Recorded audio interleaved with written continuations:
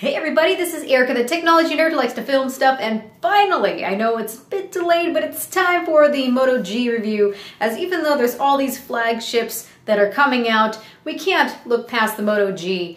This is a really great phone for a very great price, and if you're somebody who just doesn't want one of those flagships, this phone is absolutely excellent. I have really enjoyed my time with it. I want to do an in-depth review looking at everything from, of course, the build quality, which I can tell you is fantastical. I was able to put this underneath water for 30 minutes. Nothing happened to it. And of course, I want to take a look at the performance. One thing I do not want to compare it to is the Moto X, because this is not the Moto X, and I find it very hard to really compare them at all, except for maybe the appearance. I want to talk about the camera, I want to talk about the battery life. So if you're curious at all about this little device, I want to get into all that right now, so let's go and check it out! So the first thing that I want to mention with the Moto G is that there really isn't much in the box. Because this comes at a very low price point, they make sure to keep everything minimal. So inside the box, all you're going to get really is the phone. And you're also going to get a USB cable, so you don't have any kind of an adapter. Just keep that in mind. I would recommend going out and buying one. Motorola mentions that any charger that's between 500 milliamps and 1.5 amps should do the trick.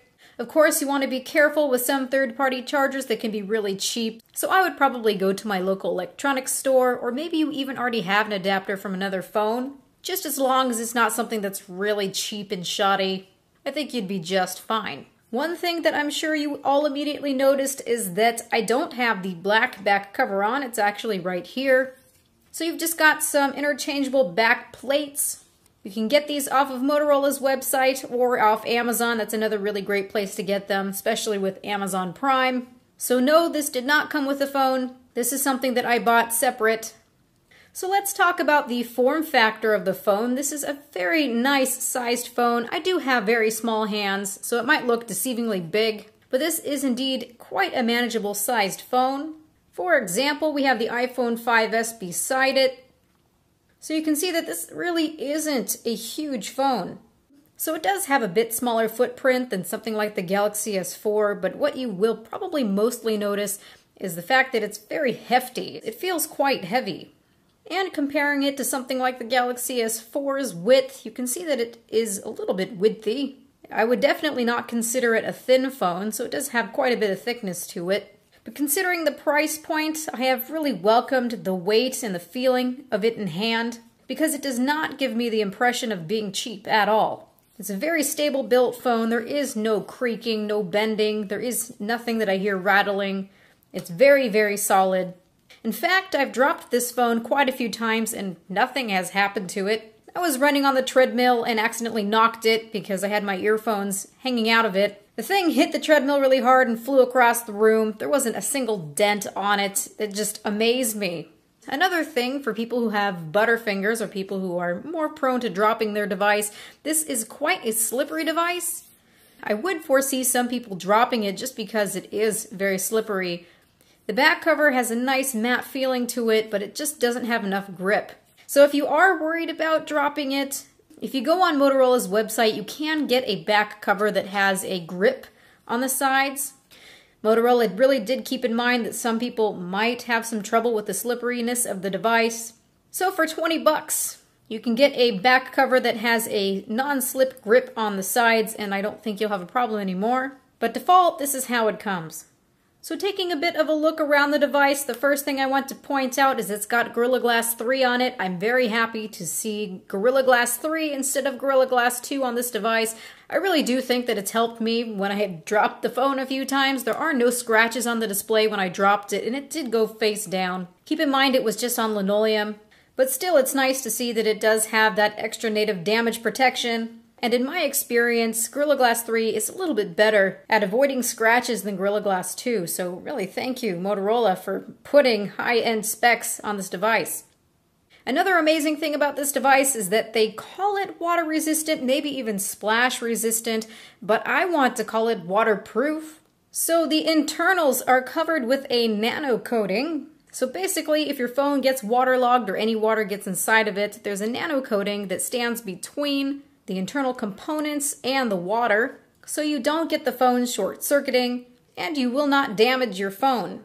So since I live in Seattle, I'm very happy that I can take this out into the rain and it just does not care if it gets wet.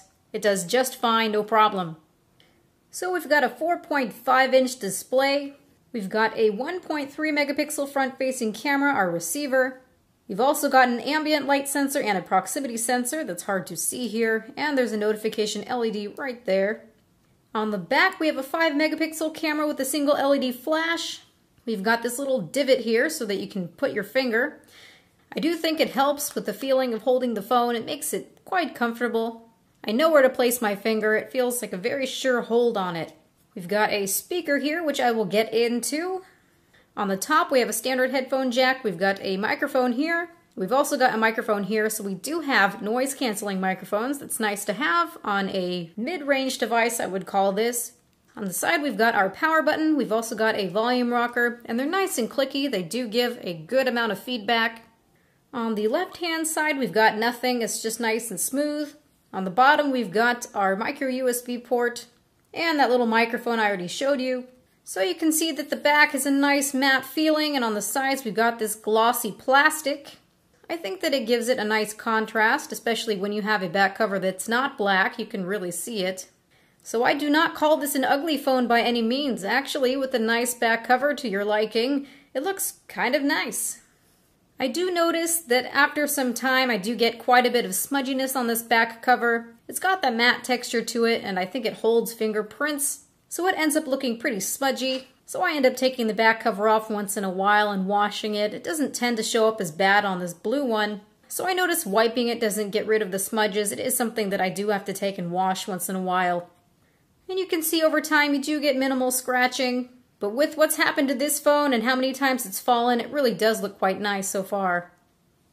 So taking a look underneath the back cover, there is a special way to remove it. They are kind enough to show in the box how to remove this, because for the life of me I could not figure out how to get this back cover off the first time.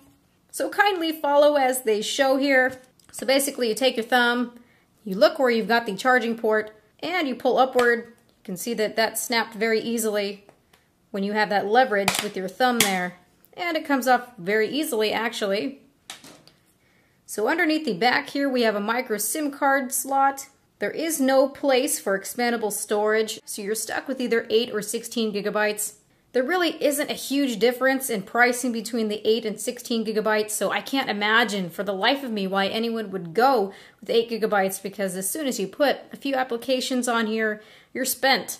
So go with the 16 gigabyte version, do yourself a favor. And also the battery is not removable. I am curious to take this apart to see how that works exactly. Maybe that would be a future video. I'm bold enough. So keep in mind that there is no SD card slot, and you cannot remove the battery. It's not removable by yourself, unless you're one of those people who isn't faint of heart, but you probably will void your warranty. And you've also got a speaker grill here.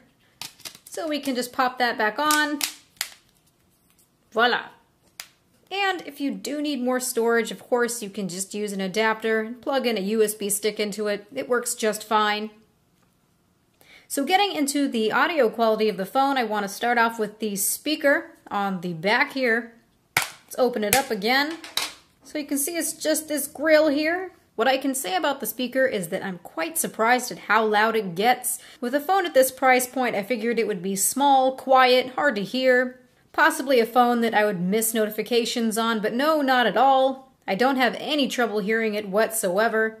I don't have any trouble during navigation hearing it. I haven't missed any notifications or phone calls at all.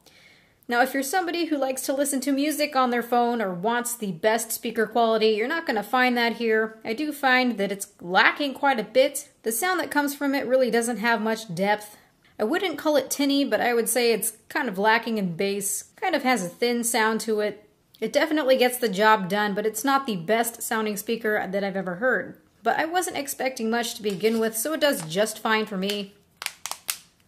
If you are somebody who likes to just pop your earphones in and enjoy some sweet tunes, one thing to pay attention to is immediately, please go underneath settings. Under device it says sound. You can see that there is this little sinister thing here that's called audio effects, and you've got all kinds of equalizer settings that are on by default.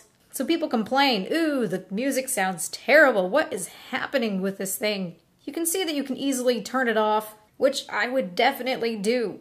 I do hear a marked improvement in the audio quality with this off, so audio effects is a no-no.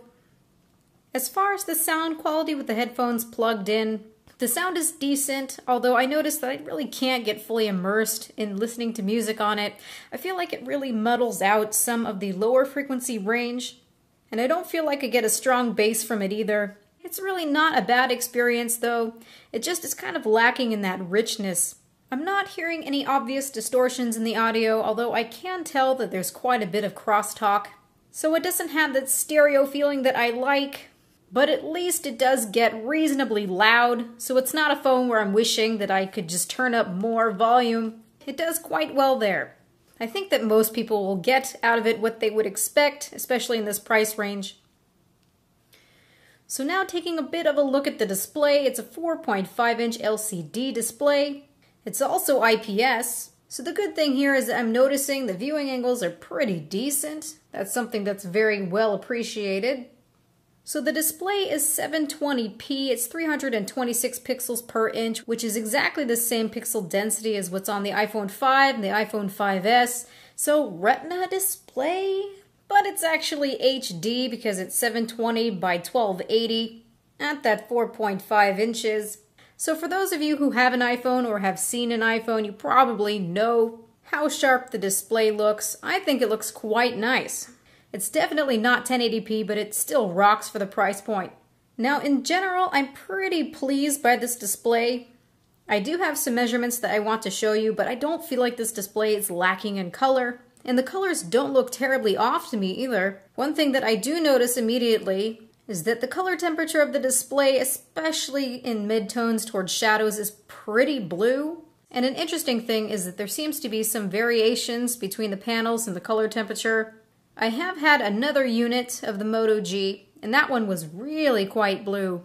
So I'm happy that this display is a little bit warmer in color temperature overall. So that's just something to pay attention to, that there do seem to be some types of variations going on with the displays. So taking a basic look at the calibration, it's actually not too bad. You can see that for red and green, they're pretty much along the Gamma 2.2 line. The place where it really goes wrong is for blue. Blue should be up right where green and red are. So taking a look at the color temperature of the display, it should be around 6,500 Kelvin, and you can see that around shadows it's skyrocketing past 9,000 K. Yeah, that's pretty blue. Now at least the whites are around 7,000 Kelvin, so that's not too bad. That's closer to neutral. That's probably the one thing that saves it for me. So I have to look at this and say, why Motorola? Why did you do this? Perhaps it has something to do with the backlight being very blue, and possibly Motorola just doesn't know what they're doing with the calibration. But I've seen flagships that have even worse various problems with calibration, so this is really not that bad. Now for outdoor visibility, it seems to do just fine. It's a little bit reflective, but once you have it on full brightness or auto brightness, which is going to jack it up to full brightness in direct sunlight, I can see everything just fine on the display. I am easily able to read the display, no problems whatsoever. So I think the people will be very satisfied with how it does in direct sunlight. Now getting into the battery and battery life, we've got a non-removable 2070 milliamp hour battery. So the battery is not a big battery, but I have no complaints about the battery life whatsoever. I'm going to show you some screen caps. What we've got here is 49%. It's been 10 hours during the day using it. And you can see at 49%, I have 3 hours and 31 minutes of screen time. And going further to just a few days ago, you can see I was able to hit 2 days, and I was able to get about 5 hours of screen time. So this is one device that I'm really not worried to run out of battery with. I'm quite confident to bring it with me through the day, and I know that I'm just not going to run out of battery power. This is one device that I keep on me, because if one of my other devices runs out, I know I can always turn to this one. Now keep in mind, it doesn't have a 1080p display, it doesn't have incredibly powerful processors, so I think that it's more than fair that the battery lasts as long as it does. The typical things I do throughout the day is answering emails, tweeting, other various social media, watching some YouTube videos, making some phone calls, chatting over Google Hangouts for many hours, taking some pictures, and this phone can do all of that without having any trouble at all. So if you're looking for a decent phone without all those really high-end specs and want to keep battery life in check, this device might be the one for you. Now moving on to performance and internal specifications, the first thing that I want to mention is that this phone is impressive. Yes, it doesn't have very high quality specs on the SoC side, but thus far I have had a very hard time fully realizing that this is not like a flagship device. It's a very quick, snappy little phone, Android 4.4.2 KitKat. Motorola has done a very great job here. It's a Snapdragon 400 SoC. It's got 4 Cortex-A7 cores clocked at 1.2 GHz, so yes, this is a quad-core device. We've got an Adreno 305 GPU, and I'm going to get into game performance as well. So I am quite fascinated by this device and just how snappy it is. It goes to prove that you really don't need to have hugely high-end specs to get very good performance out of a device. I love and appreciate the fact that it's pretty much vanilla Android. It looks just like vanilla KitKat 4.4.2. I really can't tell the difference. Besides a couple of applications that Motorola includes, which are actually useful by the way. And also they added their own camera application, thank goodness. So I will get into the camera application later as well. So they have added things like Motorola Assist, which gives a very much needed nighttime mode. So it really works as a do not interrupt mode. You can set the time, from which time to which time that you really need to have silence. You've also got a nifty meeting mode, which helps you avoid interruptions during the day. So you can see silence, keeps your phone quiet while you're busy. And you also have the ability to choose auto reply. You can go ahead and add whatever it is that you'd like to say, reply with a text message, and you can edit the text here. And underneath silence, you can choose to silence all, turns off ringtones and vibrate. You can allow vibrate only, except when a favorite calls, so you can choose who your favorites are, or someone calls twice. So this is a very, very useful feature that just happens to be missing inside of KitKat by itself. Also underneath settings, they have a really neat mode that's called Meeting. If you go underneath Meeting, you can choose which accounts that you want Google to sync with, so that it checks out what's going on in your calendars. So if Assist sees an event that looks like a meeting, anytime it approaches that meeting, it's going to put it inside of meeting mode. So for example, I just added Moto G review, and it happens to be 7 p.m. As soon as I entered in Moto G review, it recognized it as a meeting, and now I won't be bothered. It's only going to accept the parameters that I put into it. So thanks Motorola, this really is quite a nice feature to have. I really love how it intelligently looks through all of my calendars, and is automatically able to turn this setting on without having to even remind me. So of course, if you're somebody who likes pure Android, you're going to love the interface. We don't have active listening, so we can't say, okay, Google. It's not going to activate. But of course, you can go ahead and hit on this, and it works just like it would normally for Google search. One thing that people always ask about is how many tabs or panels can you have? Well, it seems that there's 5, and you can't get rid of them either, and you can't add any more, so there's simply just 5. Default, it stays in the center. You've got 2 here, and also 2 here. So that seems to be Motorola's own little implementation there. And if you hold down, it's going to bring you to wallpapers. It seems that we don't have a pinch function to be able to bring up settings along the bottom like I've seen on the Nexus 5. So you just need to go up in here so that you can access settings or underneath your app tray. The only other modification that I am seeing is one that I showed you earlier underneath sound, audio effects. I did say to keep this off because it just does not sound so nice. So that's something that's not included underneath vanilla Android. But otherwise, this is pretty plain Jane, and I like it. Continuing on with performance, one of the most notable things is that there's only 1 GB of RAM. A lot of devices these days, especially flagships, have 2 GB of RAM, sometimes even 3, and that's very, very helpful in day-to-day processes. One of the things that I am noticing is that there tends to be some launcher redraws, such as if I exit out of an application, sometimes we'll see that there's a circle going around until the launcher will pop back up again. And the other thing that I notice is that if I run an application, just say such as a game, I do tend to notice some app suspensions. So here's Badlands we've got playing here. And I'm just going to exit out of it really quick. We're going to go and open up the web browser, for example. Just going to my website. So it seems that within a couple of seconds of loading a web page, I can be just browsing through this webpage for only a few seconds. I go back into Badland, and you can see it's already forced it close. So that can be a little bit annoying. So just keep in mind that this does not have a lot of RAM, and you are going to have quite a bit of app suspensions, especially if I'm running an application and then I go into the web browser. That's when I notice it most. For some that might be bothersome, for others it might not be. Now getting into gameplay, what we have underneath the hood is an Adreno 305 GPU. Now compared to a GPU like the Adreno 320 or 330, when you're looking at things like benchmarks, you're definitely not getting the same frame rates or performance.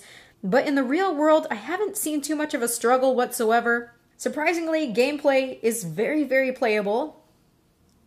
I do see some frames dropping here and there, but still even racing games are quite playable. So far, I really haven't seen anything that it can't handle. So don't be too concerned that it's got a lower end GPU. It does quite well. For what it is, I'm really quite satisfied with the performance. There's really not much to complain about.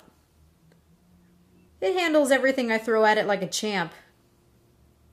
Now getting into call quality and all that good stuff, there is something to say about the dialer on the Moto G.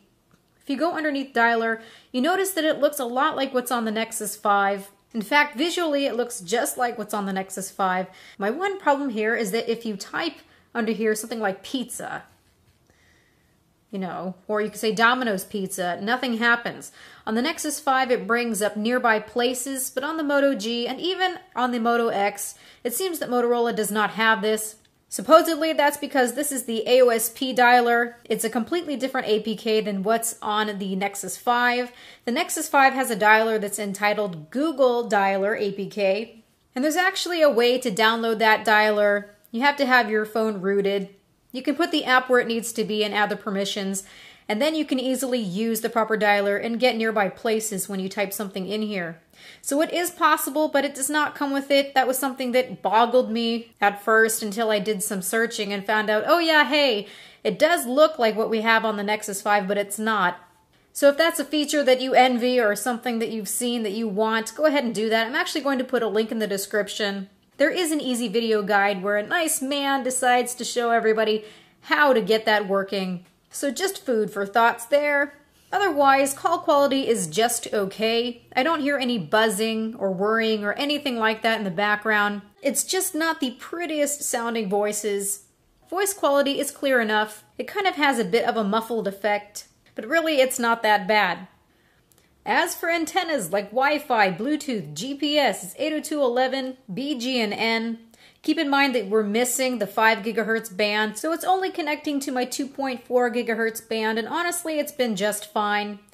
They've had to make some cuts here in order to get the price down, but this is something that I'm overall not so worried about. What I'm more sad about is the fact that this does not have LTE. Supposedly, there's supposed to be an LTE variant coming to AT&T. I don't know when. And also, this does not have a dual carrier modem either. So the max speed that you're getting for download is 21 megabits per second. You don't get that combined bandwidth of 42 megabits per second. Does it make a huge difference? Well, to some people, probably not. For the market that this is going for, really, probably not. It is fast enough. Now getting into a little bit more about the connectivity of this device, we officially have 3 different versions. We have the global GSM model, the US GSM model, and also a CDMA model. Now, if you're somebody like me who travels a lot and goes to Europe and back to the United States, it might be more beneficial to get the global model. What you're noticing right here for 3G is that we have the 900 band on the global model, but if you look at the US GSM model, we only have the 850 band. So when I took this device to France, sadly I was only able to get Edge, which was even more insulting than having to just use plain 3G speeds. So if I could do it all over again, I'd probably go on Amazon and figure out how to get the global model. Although you can see on the US model we do have the AWS band, which is something that you're not seeing on the global model. But still, we have the 1900 megahertz band, so even if you are to get the global model, you see you have 1900 and 850. So for 1900, you can easily use T-Mobile in a lot of places, because T-Mobile does use the 1900 megahertz band. And if you're on AT&T, you can use the 850 band. So I definitely think that the global model is a better buy. And if you're a CDMA person, well, there you go. Looking at you, Sprint and Verizon. And again, I've heard a rumor of an LTE model for AT&T, so we'll see where that leads. I haven't had any issues with Wi-Fi reception.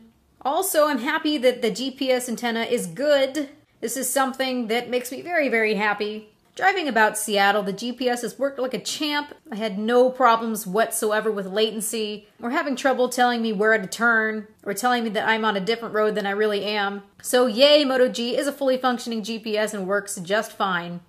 As for other radios, we don't have NFC, but the interesting thing is that we do have an FM radio. That's something that a lot of people really like to have. So here we are, proof there is indeed an FM radio on this little guy. Of course, you need to plug in headphones for the antenna. But this is a nice feature that some of the flagships don't even have. So, kudos. On the Moto G, we have Bluetooth 4.0, which is nice because you can use peripheral devices that support Bluetooth 4.0, just say like fitness devices and such.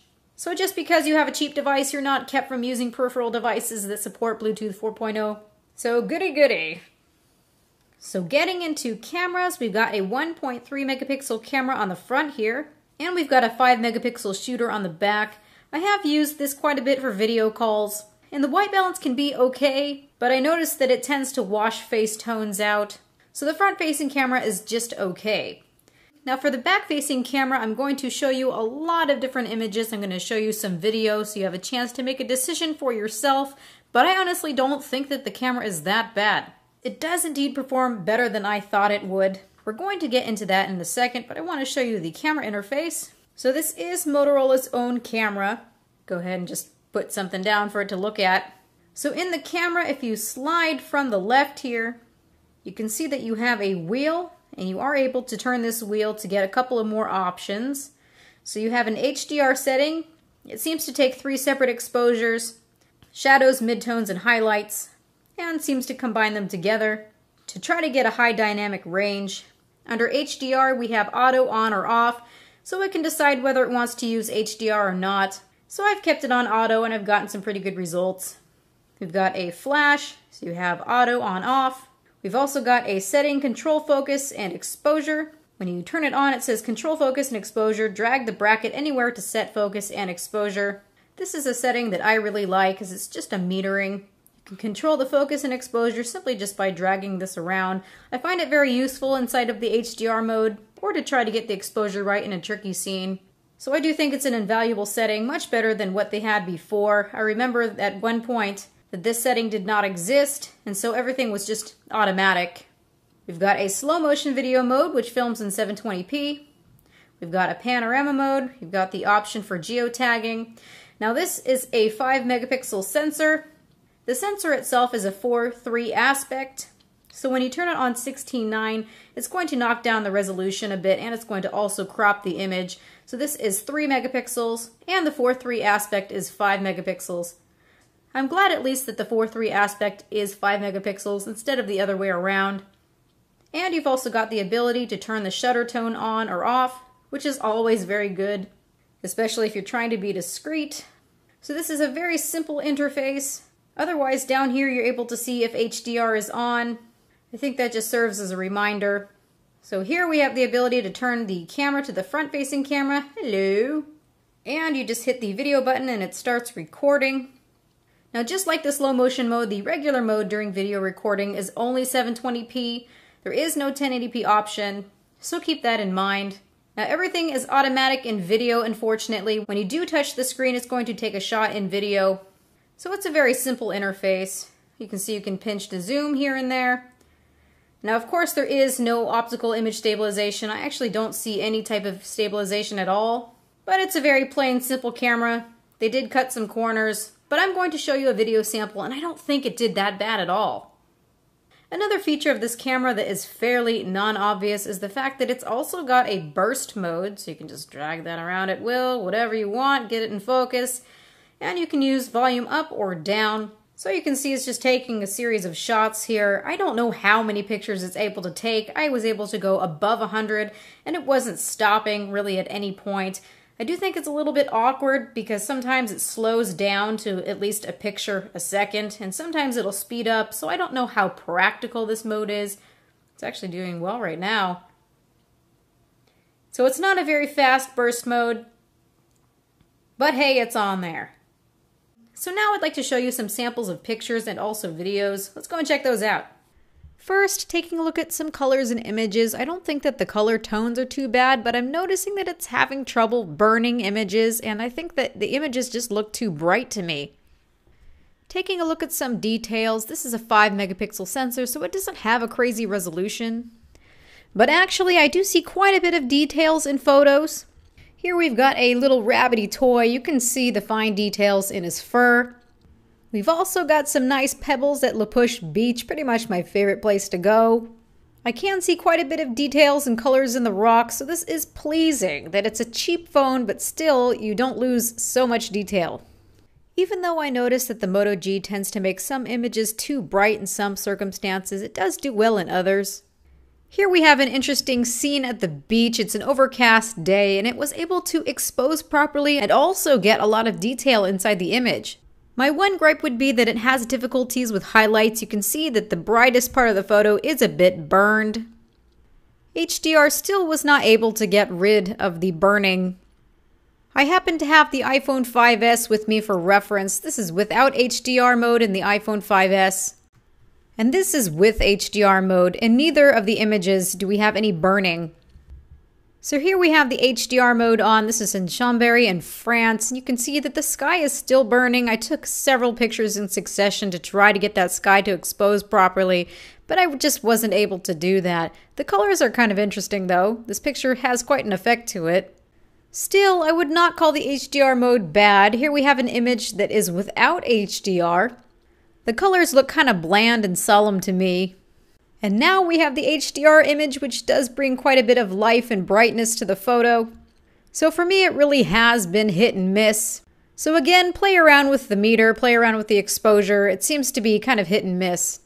I like that when cropping and taking a better look at the image, that this camera is consistently able to take sharp pictures. I really appreciate that even though the sensor isn't very high resolution, that the images don't come out soft and mushy looking. Now taking a better look, I do like that skies are not horrifically noisy. That's something that you do see with some cameras. And this is a cheap camera and I'm surprised that I'm not seeing noise galore in the sky. When really pixel peeping, I can see some purple fringing here and there. And if I really want to get picky, I can see some sharpening artifacts such as halos along the outlines of the roofs here. All of these things aren't really so obvious, but one thing is, I really don't like the extra amount of chroma noise that I am seeing on every HDR picture that I take. I do see some chroma noise here and there in regular images, but HDR is just chroma noise galore. Overall though, the camera on the Moto G is passable to use on a day-to-day basis. If I got stuck in the middle of nowhere and this was my only camera to use at a party or something, I wouldn't feel too horrendous about it. I think people will like playing with the focus and exposure meter, getting different effects, playing with the HDR. As a backup and even a first-timer camera, it does just fine. This is a camera test on the Moto G. Is this second beach? Which beach is this? Rialto Beach? Yeah, this is all rocks here. Just gonna see how the autofocus does. See if we can focus on some rocks, if it'll do that. Also curious to see how it does with audio, especially when we're looking at ocean water. So focusing back on myself, hopefully my shoes won't get wet. I am not gonna go too close, I swear. Just wanna go look at some water. Now, when you touch on this display, it's just going to take a picture in video.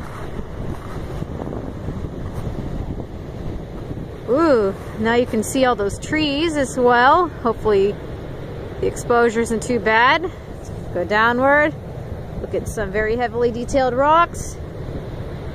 Go upward and see how it does.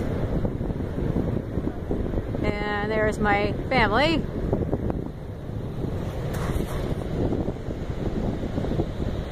Adjusting.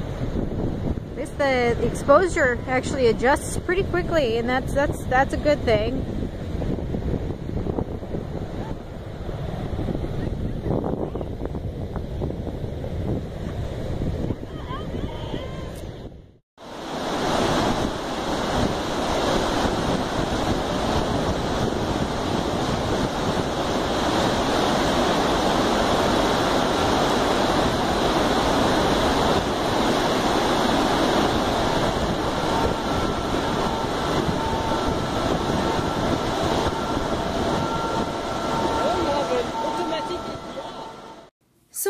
this review comes to an end, the last thing that I want to do is to put the Moto G in water. If absolutely nothing has impressed you about this phone so far, hopefully this will. Like I had mentioned, this phone was able to go underneath water for a half hour. Water was not able to even get inside of the camera. The phone just escaped completely unscathed. The speaker worked just fine afterwards. It still made phone calls. Nothing is wrong with it. Nothing. So I just want to make a point here. I can show you this right now. What we're going to do is we're going to make a phone call underneath the water. I found a random number to call for time. Let's go ahead and put it on speakerphone. Apply today. LCNB is an equal opportunity lender. All right. And here we go.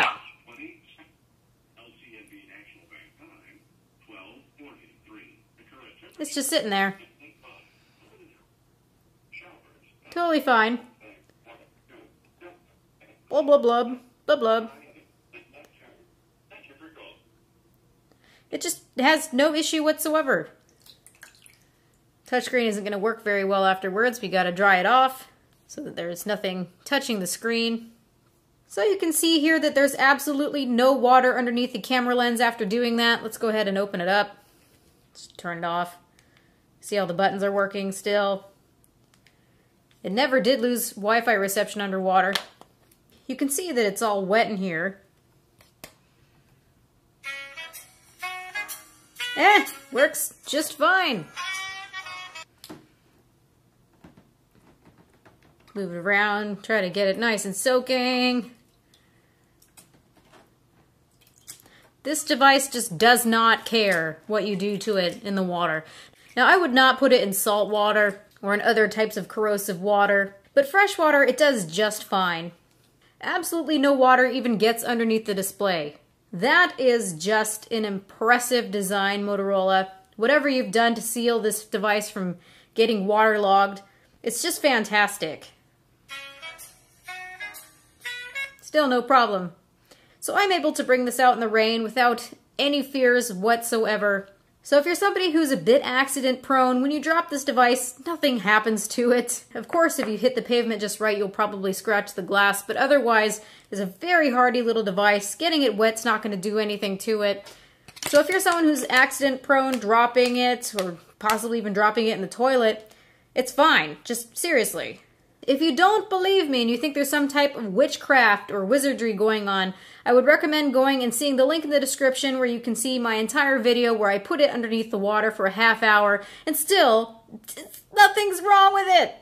So thank you everybody for watching. This has been Erica, the technology nerd who likes to film stuff. Please rate, comment, and subscribe.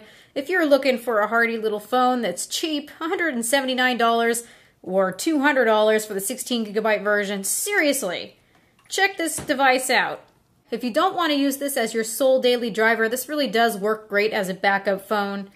Really great battery life. I really do want to call this waterproof.